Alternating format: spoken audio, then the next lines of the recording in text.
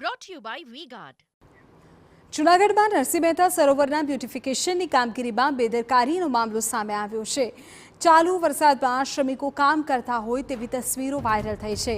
સરોવરના ring રોડની કામગીરીમાં કોન્ટ્રાક્ટરની બેદરકારી દ્રશ્યોમાં દેખાય છે। વરસાદમાં સિમેન્ટ સહિતનું મટીરિયલ ધોવાઈ જાય છે છતાં કામગીરી થતી દેખાય છે। 70 કરોડના ખર્ચે ચાલતી આ બ્યુટિફિકેશનની કામગીરી સામે આ તસવીરો સવાલ સર્જે છે। જોકે ધારાસભ્ય સંજય કોરડિયાએ પણ આ મુદ્દે પ્રતિક્રિયા આપી। તેમણે કહ્યું કે આ કેમ થયું તેની તપાસ અને કાર્યવાહી થાય। વરસાદની સ્થિતિ જોઈને કામ કરવું જોઈએ, ફરીથી વ્યવસ્થિત કામ થાય તે માટે સૂચના આપી હોવાનું પણ સંજય કોરડિયા બોલ્યા। તેમણે કહ્યું કે કોન્ટ્રાક્ટર ઇજનેરની જવાબદારી છે, આવું ન થવું જોઈએ। જનરલી મને પણ 2 દિવસ પહેલા ચાલુ વરસાદે આરસીસીનું કામ થતો વિડીયો મને પણ મળ્યો છે।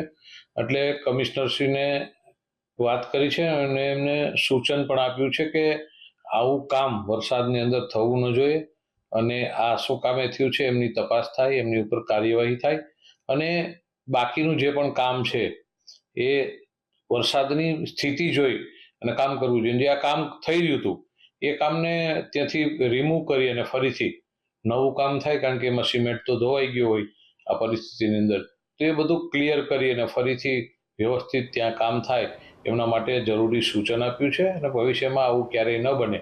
Brought to you by V-Guard.